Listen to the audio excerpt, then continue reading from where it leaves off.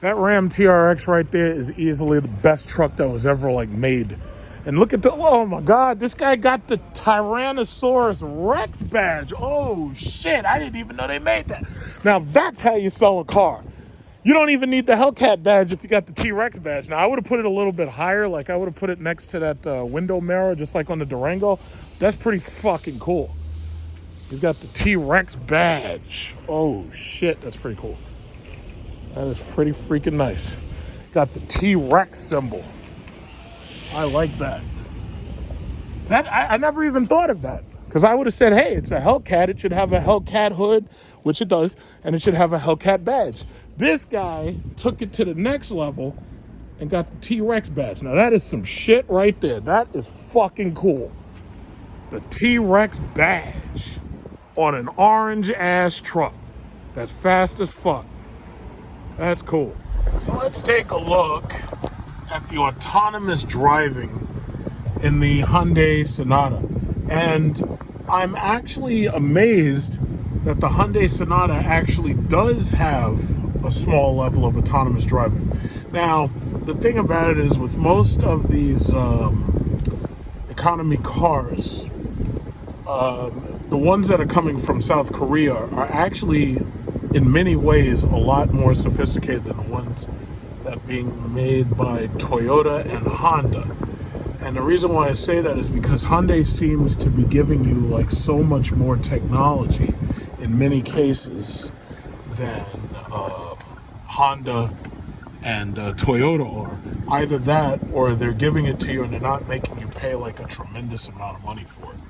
So in a second, I'm going to get on to highway speed and I'm going to show you just how it works because it's actually not very hard. And that's one of the things that I like about using this. It's actually very easy to understand. So the first thing first, this button right here is the cruise control button, right? So when you push that button, you'll see the mode up there. And when you push cruise control, boom, you push cruise control and you see that it's basically ready for cruise, right? So now, this button, which looks like a steering wheel, is the lane keeping.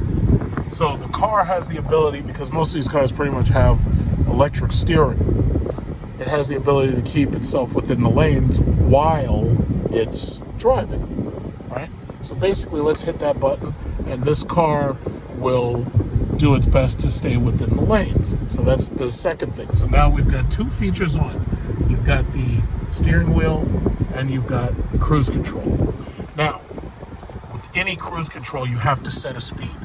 This car has a button right here, and when you lower it, this lever, that gives you set, so that sets the speed that you want to go.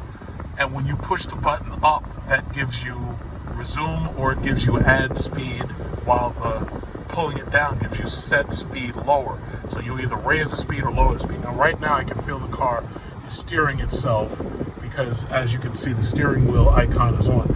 I noticed also BMW has their own similar steering wheel icon, just like when I drove the iX. So basically it's really, really simple.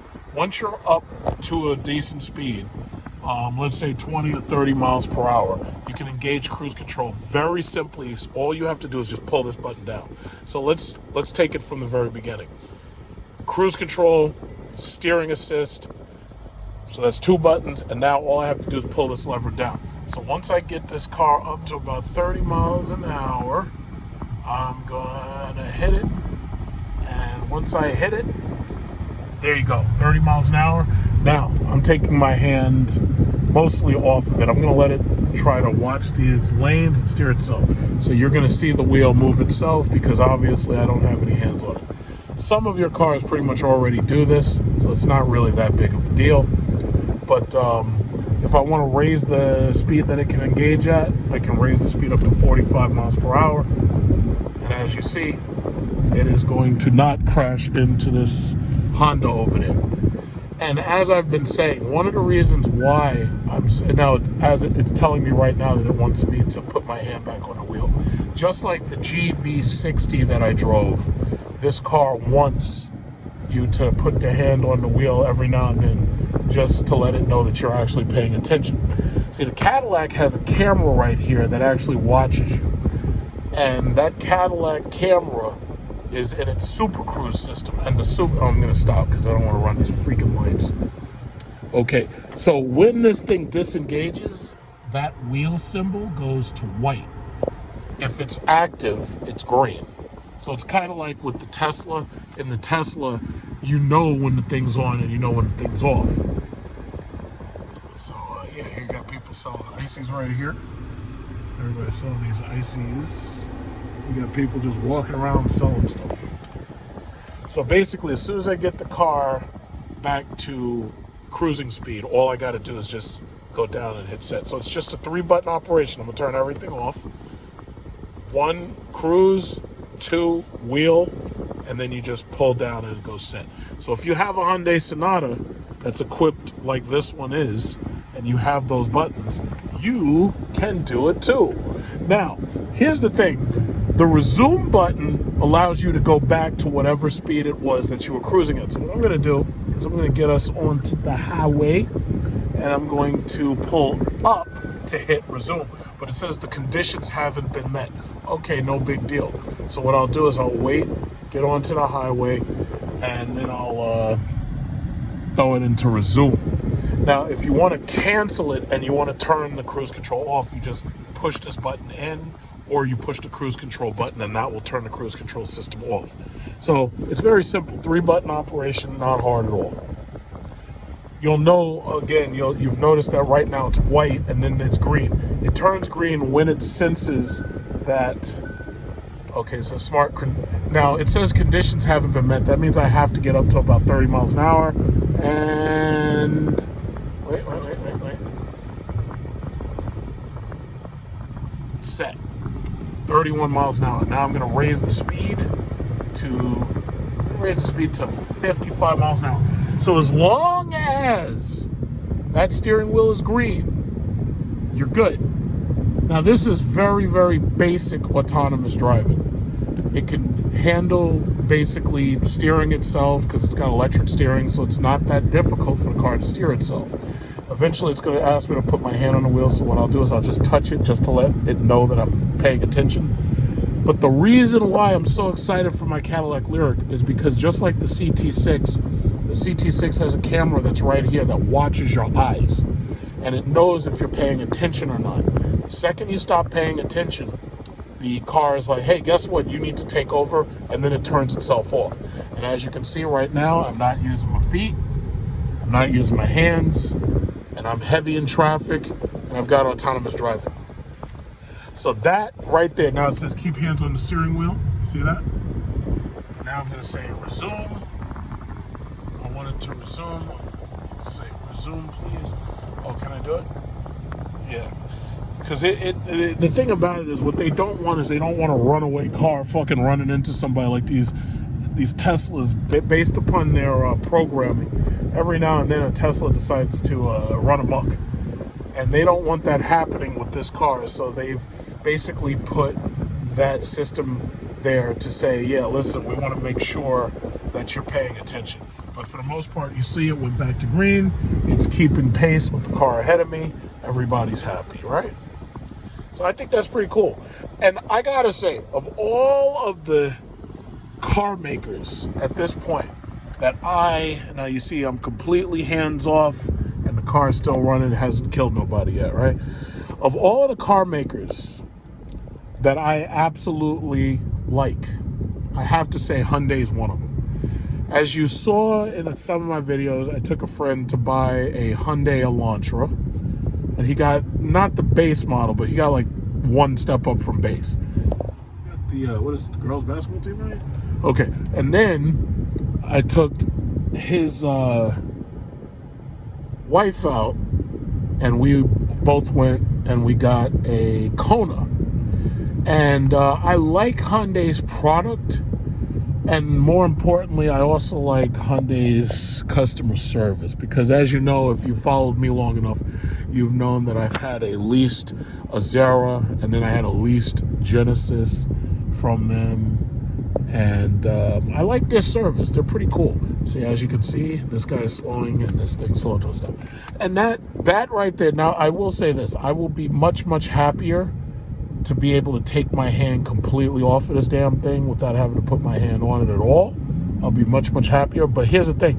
You don't really have to keep your hand on it. All you got to do is touch it and basically hold it. Like you can just be real light, touch it, hold it. The car will handle the rest. And it'll handle itself up to about whatever you pretty much set it to. But I'm pretty sure that, let's see.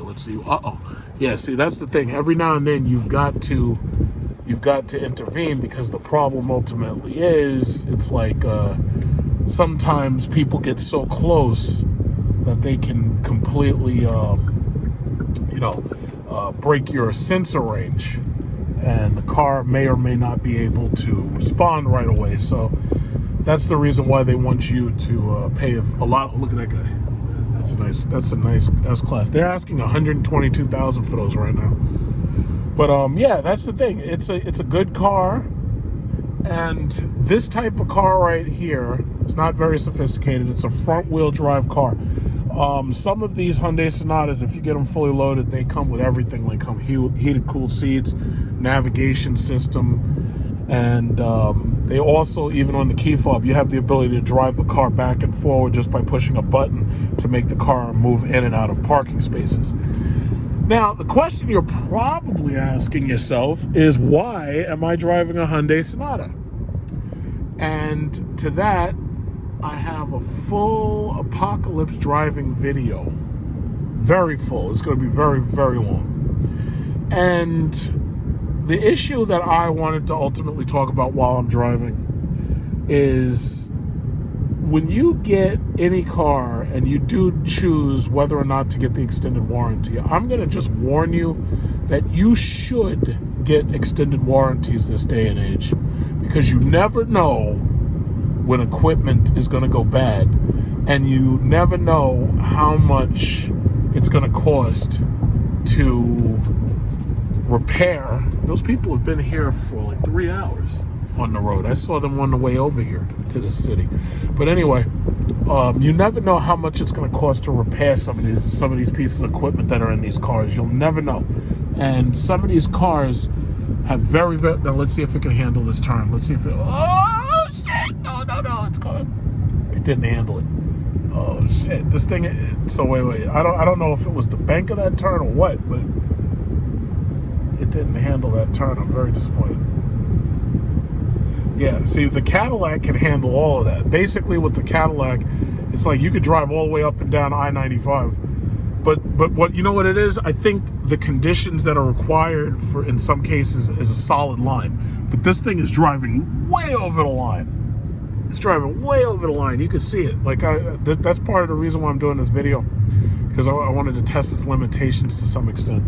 Yeah, it kind of goes right over the line until the computer seems to correct itself. But again, they want you to be steering most of this. They don't want, to leave too much in the hand of the computer.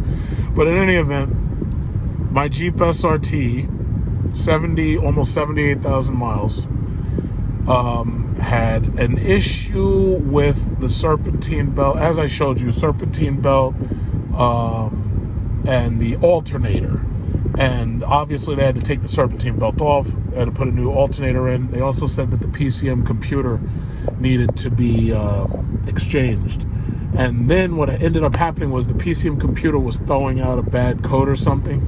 So while I should be driving look at these fucking idiots in this goddamn Ultima. Look at these people. Look at these assholes. Look at these guys. Look at them all over. Look at this shit. All over the fucking road. Look at this shit. These people are crazy. Look at this guy. That big Ultima Energy, man. Now, let me tell you something. When you get killed, and I'm looking at the news and seeing that it's a Nissan Ultima, all I'm going to say is, yeah, that's big Ultima Energy for you, because these people are crazy. But, what was I saying? I needed a new PCM. And when they got the new PCM, it was throwing a code that wasn't telling the alternator like what to do or something. So ultimately, they had to take it back. Well, they didn't really take it back because I never picked it up. But let me tell you something, and I'll make this short. When you get one of these cars, you better goddamn well get yourself... Oh, another Sonata just like mine.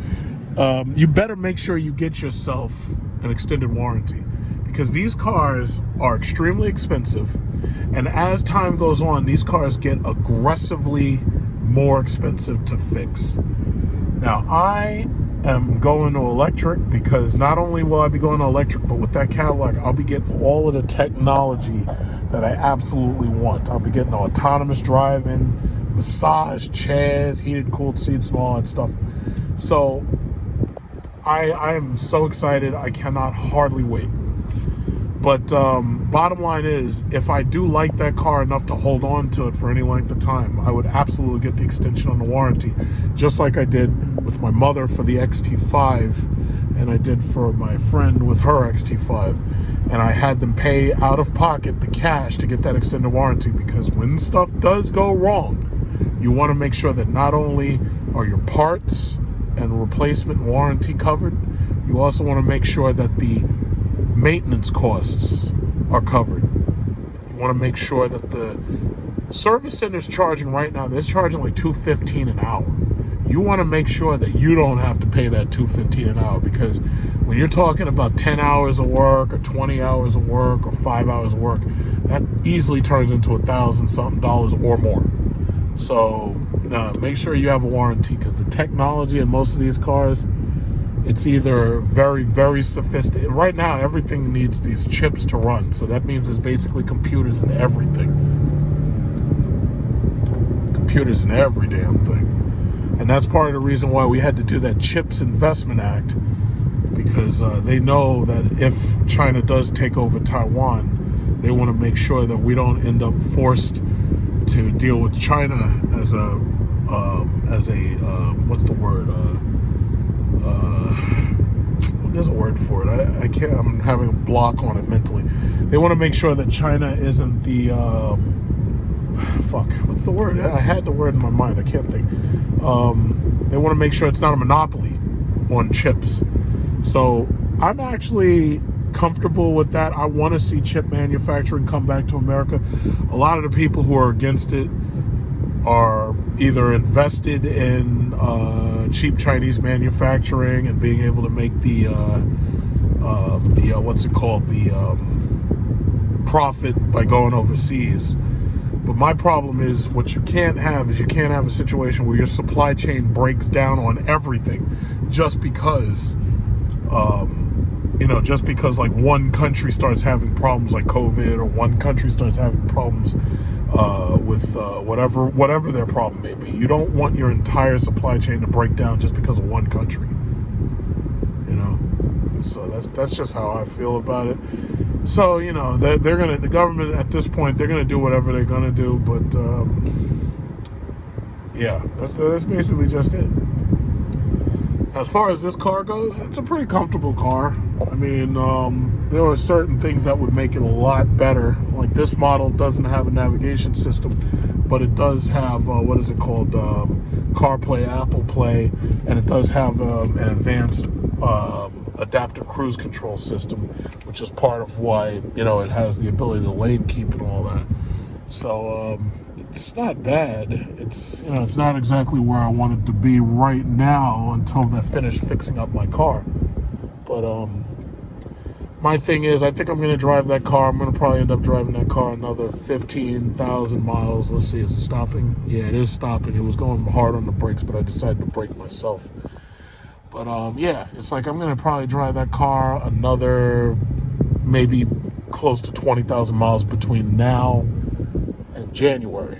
And hopefully Cadillac has my new car ready, because I need that car. I need it bad. And now I've noticed they've started showing commercials for it. So I have to get it really bad. I need it. I need it now. But I can't get it now, so you just have to continue to be patient.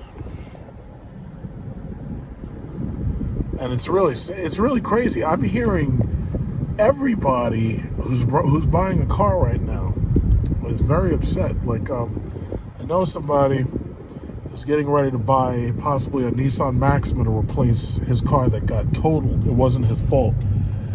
And they're saying that the payments on this, and this is a Maxima, mind you, They're saying that the payments on this Maxima are basically going to be, what is it, like 800 and something a month. And I'm like, no matter what car you buy right now, if you get anything decent, you're basically going to pay like $1,000 a month between your car note and your insurance, which is the reason why once I got my oil stocks up, I decided what I'm going to do, sell off stock and try to buy that car cash. Now, as far as I know, there's not going to be any dealer markup, but I am prepared to pay up to $70,000, you know. Everybody's very upset. The supply chain's all screwed up, and it's just like, it's like right now, it's like everybody's just very, very not happy. So as you can see, it's like if somebody was sitting here. I mean, this is a decent sized family car, but see, the problem is when you get into a car like this, and it's an economy car. I don't have a problem with it. It's like you realize really quickly the reason why most of these companies are getting rid of cars and they're going to crossovers. Now, this car is big enough for me to sit comfortably in and to ride comfortably in, but the problem is you're so low to the ground. It's not like, you know, being up high and being able to see over everything and everything. It's just not the same. But, you know, it's decent enough. So let's just look at some basic stuff in here.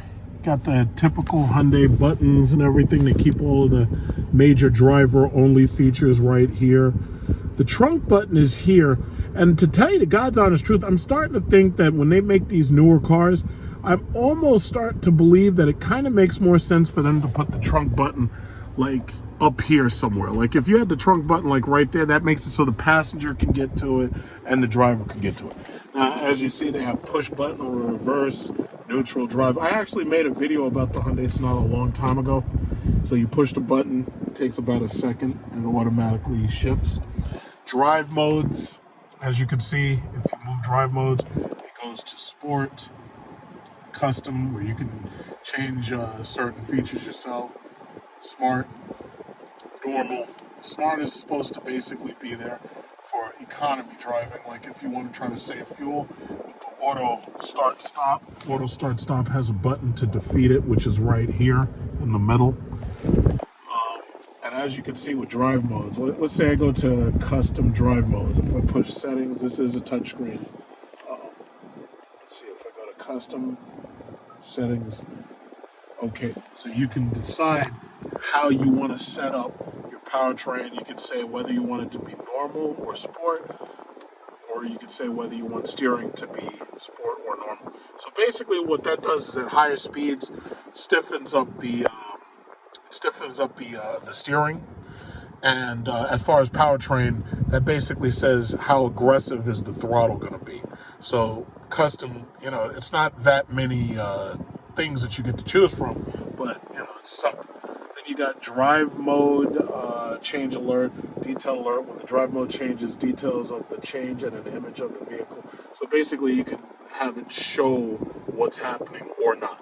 Then they have, you know, very basic stuff. There's no navigation system in this model because this model is designed for Apple CarPlay or Android Play, whichever one you want to use. To tell you the truth, Android and Apple Play are so good that you pretty much, to some extent, and I hate to say it, but you pretty much don't need a navigation system, because I'm the type of person who always gets a navigation system with whatever car that I have. So I'm just saying that they've made these systems with the Apple iPhone and the Android phone, they've made the system so good until you almost don't need it. Now, they have two USB ports right here. There's one for charging, there's another one for charging, and one that interfaces with the car. But what was interesting was that in this box, the glove compartment, there is no chargers at all. USB ports are cheap enough where they could put USB ports everywhere. So if I was them, I would have supplied more USB ports, but, you know, they just didn't. So this is an enterprise rental car at $50 a day. That's just what it is. So I will ride around in this bad boy. I'll just show you what it looks like on the outside. I'll ride around in it up until I get my... Because the thing about it is you don't want to drive nice cars into the city. You just don't, because either your car is going to get sideswiped, or it's gonna it's either gonna get sideswiped, or it's gonna shit. This day and age, they might steal your fucking parts. So you gotta be so careful. You know, having a nice vehicle. It's not a bad car, but I actually always liked the Sonata. Like since 2015, I've actually really liked Sonatas as a either a rental or as even. I wouldn't even mind having one of these as just like a daily beater or something, but I would get it fully loaded, and that would probably jack the price up considerably. But I'll tell you what, I'd take this over fucking Acura TLX. Let me just say it like that. Long before I'd buy anything from Acura, like any car that Acura got, I'd take this long before I'd take a TLX or any of that shit they're selling, because Hyundai's got Acura beat, to tell you the truth. Hyundai's Genesis and the Equus, or I should say the GV90, the G80, the G90, all of that stuff's better than everything Acura's got, you know? So, not bad at all. Got the Cruise, and we're going around this curve right now, and you can see it steering itself. As long as you see that little green symbol and it's on and it says steering wheel, you're fine. And after a while, it may ask me to put my hand back on the wheel. But right now I'm not using my feet, and I'm also not using my hands, as you can see. And it does the lane keeping assist. And just like in the BMW, it's that one button right there that looks like a steering wheel. And as soon as you hit that, that's when it basically handles everything. But it's in a minute, it's gonna a couple of seconds, it's probably gonna tell me to put my hand back on the wheel. See, it says keep hand on the wheel, and then you just give it a little nudge and it goes right back into mode. Now let's see if it can take this turn right here. You see this turn? I think it's gonna go out of the turn, but let's see. Okay, no, it's actually keeping this turn. It's actually keeping the turn just fine. So yeah. It's pretty cool. Active cruise control, again, I really, really like it. It's a feature I think all cars need to have, because for this bumper-to-bumper traffic shit, when you got people doing this constant stop and go, I mean, this thing automatically brakes, automatically prepares itself for what's coming. And you see, that's the new Jeep Grand Cherokee right there. And those new Jeep Grand Cherokees, those come standard with this feature as well. It looks like most new cars are coming with this feature. And as far as I'm concerned, even if they have to increase the cost of the cars to add that feature in, it's something all of these cars should have, because when you're dealing with this traffic nowadays, better safe than sorry. And this one is Overland, so yeah, his car is basically fully featured. And in the front, you can see he has the sensors in the front for this car. But that is so cool, the fact that I can look around and I don't have to worry about what's in front of me, because the car itself is managing this bumper-to-bumper traffic. And the car has not told me to put my hands back on the wheel yet. So what I'm starting to think is that when it's in bumper-to-bumper traffic, I think the car is able to handle itself a little bit longer than it normally would if you're actually at highway speed and you're really, really moving. Like, right, look at this. Oh, I didn't do shit. Look at that. It slowed itself to a stop when this fucking stupid Camry got in front of me. See that? That's perfect. The only thing these things have a problem with is emergency braking. Like if somebody really quickly jumps in front of you. Because if you look, I've got both my hands. I got one hand on my camera. I got one hand right here. I haven't had to touch the wheel in mad long, if you really think about it. All cars need this feature. I think that this would actually eliminate traffic accidents if all cars had this feature. Well, it would eliminate low-speed bumper-to-bumper collisions. And as technology gets even better, this kind of technology would eliminate pedestrians getting hit, or when we have real good autonomous driving, it would make it so that people, if they nodded off and went to sleep, they wouldn't wreck the car. Because some cars, if it thinks that you go to sleep, the car will actually pull over to the side of the road and it'll turn on the hazard lights. Because, you know, you got a lot of these old people. See, now it's asking me to put my hands on the wheel. And then it's going to chime and it's going to tell me to put your hands back on the wheel, because it can sense that the speed is higher now. So we're getting back to 40 miles per hour. In a second, it's going to tell me, yeah, there it is. 1, 2, 3, 4, 5, 6, 7, 8, and it's gonna now it's still driving itself. It's still driving itself.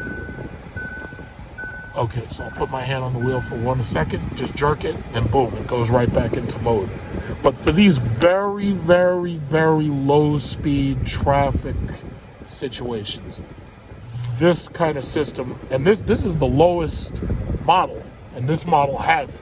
So the mere fact that they could put it on, see, that's why I like Hyundai. Hyundai doesn't piss around. They give you some really cool tech features. Because I remember, what was it, 2007, when the Mercedes S-Class had Distronic that could actually go and stop itself and even steer a little. It was like, that was really big news then. Now you got it on a damn Hyundai. You know, maybe even a Honda. And then it's going to ask me to, okay, just jerk it just a little, and there we go, right back to business. So it's not like you're not paying attention. You have to pay attention. It's just that you don't have to pay as much attention. And it frees your hands up to do other things. And especially, like, a lot of these women who I catch in traffic putting on makeup and shit and doing stuff that they shouldn't be doing. I've seen women reading iPads. It's like, if they had this feature, I wouldn't feel so bad about it. Like, if I see somebody in a Tesla and they're having like a 5-course meal while they're sitting there and the car's driving itself in traffic, I don't really worry about it because I understand that the car can, for the most part, handle that. But, you know, every now and then you see people with these regular cars, and these things, you know, they can't drive themselves. They got a damn purple Challenger. See, it's still driving itself. I love it. I love that feature. God damn, I love that feature. That would, like, if you needed an economy car to go back and forth to work, this is the type of feature you want to have. Like that guy, you never know. That stupid Camry could have ran into the back of that car right there. You know, if he's not paying attention. But see me, I got my hands like just chilling. Hands just chilling. Look at this lady. Look at this lady. That Honda ain't got that feature. Look at it. They ain't got that feature. They ain't got that feature at all. Oh, here we go. Use switch. Okay, lead vehicle. After it stops for a while, it's going to tell you to put your foot on the thing to reset and to make it go again. And that's a safety feature because they want to make sure that you don't go to sleep or some shit and then the car starts driving off. Because as you know, these cars can't, unlike the Teslas, these cars can't recognize like traffic control devices. These cars don't see, what is it called? These cars don't see stoplights. So, yeah, that's that. Damn cool feature. And not expensive, not too expensive. And that's something I hope they put on all of these damn cars. So this is the Hyundai Sonata at night, and as you can see, I'm using the self-driving tech, and it's having a little trouble seeing all of these lines. Some of these lines, when I was coming, I noticed that some of the lines weren't painted on one of the sides. But basically, it lets you know simply by showing you the green light with the steering wheel whether or not it can take over for driving at that moment. So as soon as it goes green, you can basically take your hand off of the wheel and it pretty much will take care of everything, just like that.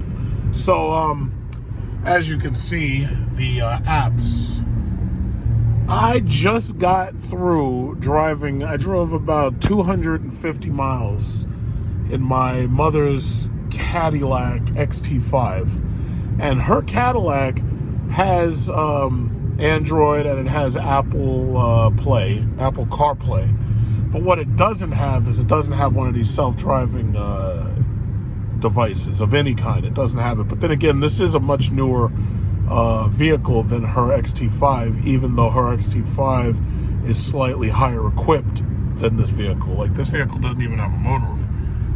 But the thing about it is, if you were contemplating getting an Elantra or getting a Sonata, me personally, I would make sure that if you did get one of these cars, I'd get the tech package so that you have a built-in navigation system. And the reason for that is because sometimes you can be in an area where there is no signal. And if there's no signal for your phone, that can mean that, GPS won't work on your phone, which means it automatically won't work on the car. Typically, the car GPS systems are a lot better because they have like inertial navigation for one, and then on top of that they have easier access to the GPS satellites. The phones require cellular connections and GPS satellites. But if the cellular connections are unavailable, and where we went, we were in the mountains, sometimes you can have an issue where your phone will try to connect, but it can't. So, this is a very, very simplistic car. In my opinion, this is a great car for, a family who's on a budget and they don't want to spend a whole lot of money. And I can actually see using one of these as a second car. As you know, I used to lease out an Azera, and I also leased out a Genesis before. But the Sonata, I have to say, this car has grown so much that you really don't need a Genesis. And the Genesis is definitely an entry luxury vehicle. But I have to say, if you get one of these Sonatas well equipped, you really, really don't need a Genesis. Because the Hyundai brand and the Genesis brand, no matter what they try to make it look like, it's basically ultimately the same. What they do, however, is they give you slightly higher quality service on the Genesis. Like when you buy Genesis products, some of them even have concierge, like the G90, which used to be called the Equus. So that's actually a very good thing, and it's good that they did that, because see, one of the problems, especially that I'm going to talk more about in the time to come, that I have with Chrysler, one of the problems, even if you buy a Grand Wagoneer and you're paying $100,000, maybe $120,000 for a fully loaded Grand Wagoneer, or if you buy a T-Rex, this fucking idiot is above the line. You see that shit? Stupid goddamn BMWs. It's always these goddamn BMWs. So anyway, as I was saying, even if you buy a $100,000 plus car, even if I optioned out a Dodge Charger Hellcat just to see what it would cost. And I put all of the major options that I'd want on it. And that thing came out to $99,000. Now, if you're spending $100,000, you expect to have higher quality service. But my issue is that you can't be assured higher quality service, and I consider that a problem. As far as I'm concerned, you spend $100,000 on a car, especially like one of these Stellantis cars. You spend $100,000 on a car. If you take that car in and it's on the warranty, you expect them to not only give you a loaner car, regardless what dealership you take it to. Because the problem that I found is that if you bought it from one dealership but you try to take it to another, they're not going to give you a loaner in many cases. My thing is, if you're buying a $100,000 car, that's bullshit. You should be assured a loaner, which is also a problem that I have with Tesla. Tesla can't assure you loaners because even if they did loan you a car, it probably wouldn't be a Tesla, and that's not what you paid for. You paid for a Tesla. So right now, Tesla has a problem where if they don't have loaner cars, they have to give you Uber credits. I don't want no goddamn Uber credits. I want another Tesla to drive. Because if I have a Model S or a Model X, then you should be able to give me like a Model 3 or a Model Y. But they can't assure that because they don't have enough cars built. So it's really, really a sticky situation, especially now. Look at that. There's a car accident. Oh, man, that was a pileup. Ooh, damn. But that's the sad thing about it. It's like I can't see myself buying another FCA car, especially if the service and the warranty service isn't up to snuff. Yeah, it's one thing for the warranties to pay for your parts. It's another thing for them to pay for the convenience of having a loaner car. That's something totally different. And the sad thing is, when they get extended warranties, that's not something they think about right away. Well, if something happens, will you give me a loaner? And my thing is, no, you need to give us loaner cars. And that's a very, very big disappointment, because you could find yourself, especially when you're going through a situation like we're going through now with the supply shortage and COVID, and post-COVID supply shortages and all that nonsense, you can easily find yourself without a car for a very long period of time, and that's unacceptable. That's absolutely unacceptable, especially because here's the thing. My Jeep SRT, with the extended warranty, that was an $85,000 car. Add in the warranty extension to re-extend the warranty, and you're basically at $90,000. So I'm saying for a $90,000 car, I expect better service. And my mom's Cadillac XT5. Cadillac, from what I've seen thus far, and she's been with them through 4 cars, Cadillac has given her excellent service. So my thing is, it's like, that was a $50,000 car. Here I'm buying a $90,000 or $100,000 car, and for the most part, I'm getting the exact same service, and I'm getting the exact same inconveniences that I'd be getting if I bought a $30,000 Cherokee. But I have to say, Hyundai is one of the car companies that I do respect. I absolutely do respect what they're doing. I love their product. I like their electric product. I think as time goes on, they're doing better and better. To be continued.